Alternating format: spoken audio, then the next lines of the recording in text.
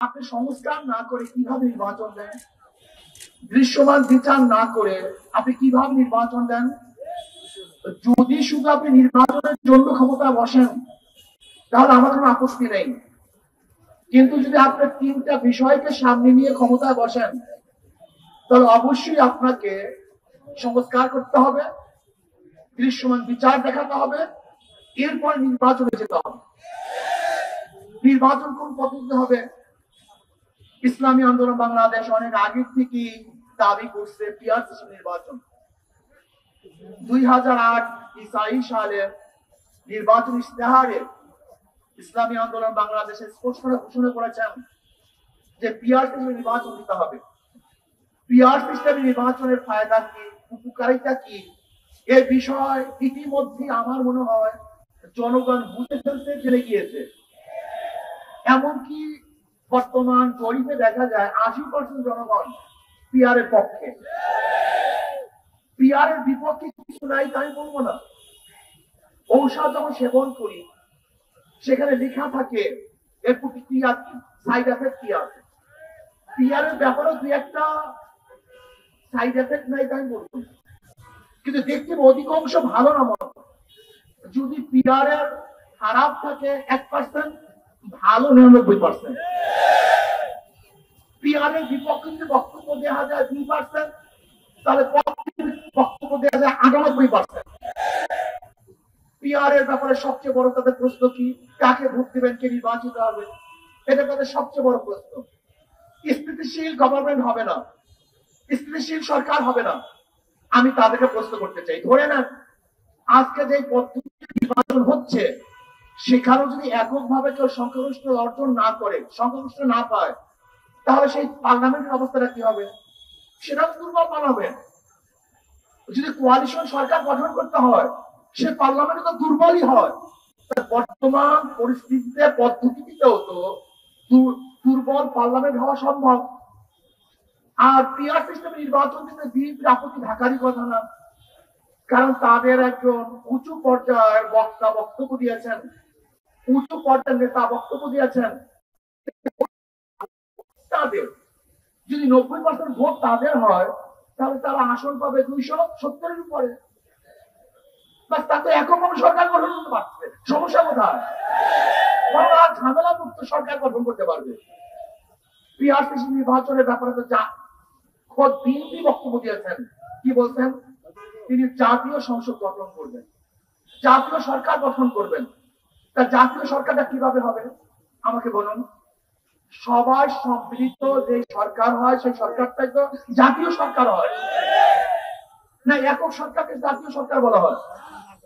তাই যেহেতু সবার সম্মিলিত সরকারকে জাতীয় সরকার বলা হয়, আর পিআর পদ্ধতি তো সমস্ত দলের, সমস্ত মতের, সমস্ত আদর্শের মানুষজন সংসদে যাবে, কাজে সেহেতু বিএনপির বক্তব্য অনুযায়ী তো পিআর সিস্টেমের নির্বাচনের প্রয়োজন।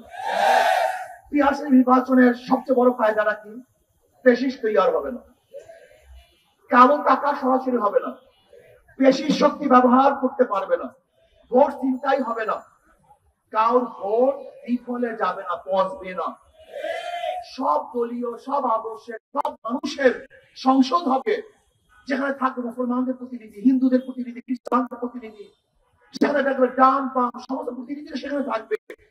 রাস্তায় আন্দোলন করতে হবে না, আমাদের আলোচনা হবে সংসদের মধ্যে, রাস্তা চিল্লাচিল্লির কোনো প্রয়োজন নেই। আজকে অনেকেই বলতেছেন তমুকের নেতৃত্বে আজকে যুগপৎ আন্দোলন। আমি ওই সমস্ত পত্রিকা সাংবাদিক বন্ধুদেরকে বলবো, সাংবাদিকতা শিখেন। যুগপৎ আন্দোলন প্রত্যেকের জায়গা থেকে করে, কারণ নেতৃত্ব করে না। ইসলামী আন্দোলন বাংলাদেশে প্রথম যুগপৎ এই পিআর সিস্টেমের নির্বাচনের দাবি করছে। কাজী আমি সাংবাদিক বন্ধুদেরকে বলবো, লিখবেন, বলবেন, তারিখ আমার যেন ঠিক থাকে। পিআর সিস্টেমে নির্বাচন দিতে হবে, এই জাতির দাবি। যদি আপনারা মনে করেন যে ঐক্যবদ্ধ কমিশনে আপনার সিদ্ধান্ত বুঝতে না পারেন, সহজ কথা, আপনার গণভোট দেন, রেফারেন্ডাম দেন। যদি জনগণ পিআর সিস্টেম নির্বাচনের পক্ষে থাকে তাহলে আমরা অবশ্যই দাবি করতে পারি আর যদি জনগণ পিআর সিস্টেমে নির্বাচন না চায় তাহলে আমরা দাবি করব না। অন্তর্বর্তী সরকারকে বলবো অবশ্যই আপনি রেফারেন্ডাম দেন, গণভোট দেন।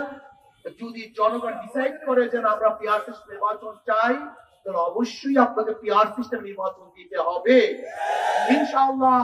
যদি আপনি কোনো অবস্থাকে আগেই বলেছেন বক্তাগণ উপরের ইঙ্গিত, যদি উপরের ইঙ্গিতে আপনি পিআর সিস্টেম নির্বাচন দিতে গড়িমসি করেন তাহলে জনগণ ঐক্যবদ্ধ ভাবে আপনাকে বাধ্য করবে পিআর সিস্টেম নির্বাচন দেওয়ার জন্য। জুলাই সনদে আইনি স্বীকৃতি দিতে হবে এবং বিচার দৃশ্যমান করতে হবে। যদি তা না করেন সংস্কার করতে হবে। যদি এইগুলি আপনি না করেন শুধু নির্বাচন করেন তাহলে আমি মনে করব আপনিও কোন এক দলের দিকে ঝুঁকে গেছেন, আপনি নিরপেক্ষতা হারিয়ে ফেলবেন। কাজে আসুন আমরা সম্মিলিত ভাবে এই দাবিকে সামনে নিয়ে আন্দোলন করব। আর আমি মনে করি আন্দোলনের কোনো প্রয়োজন নাই, আন্দোলনের আগেই সরকার এটা গ্রহণ করবে। আর প্রাইমারি স্কুলে ড্যান্স এবং গান শিক্ষার জন্য ওস্তাদ দিবেন, শিক্ষক দিবেন। কেন, কিসের জন্য? গান ড্যান্স আমাদের মুসলিম পরিবারের এক সংস্কৃতি না। যদি আপনাদের সমস্ত পরিবার, বাংলাদেশের সমস্ত পরিবার নাস্তিক হয়ে থাকে, বেঈমান হয়ে থাকে, তাদের জন্য গান এবং গানের টিচার দিতে পারেন। যদি ব্যাপক ভাষার মুসলমানদের দেশে কোনো অবস্থাতেই গানের টিচার দেওয়া যাবে না। এদেশে টুপিওয়ালাদের, গাড়িওয়ালাদের, মুসলমানদের খাজনা ট্যাক্স থেকে পয়সা দিয়ে গানের টিচার দিবেন। গানের টিচারের প্রয়োজনটা কি? সেখানে ইংলিশ টিচার দেন, কম্পিউটার টিচার দেন। আজকে প্রাইমারি শিক্ষা ব্যবস্থা ধ্বংস হয়ে গেছে, কিচ্ছু নাই। সেখান থেকে মানুষ ঘুরতেছে না, ইউনিভার্সিটির চান্স পায় না, মেডিকেলের চান্স পায় না, কোন জায়গায় চান্স পাচ্ছে না। এর জন্য প্রাইমারি শিক্ষা লেভেলকে ঢেলে সাজাবার জন্য ধর্মীয় শিক্ষক সেখানে নিয়োগ দিতে হবে এবং কোন অবস্থাতেই সেখানে গানের টিচার বাংলাদেশে দেয়া যাবে না।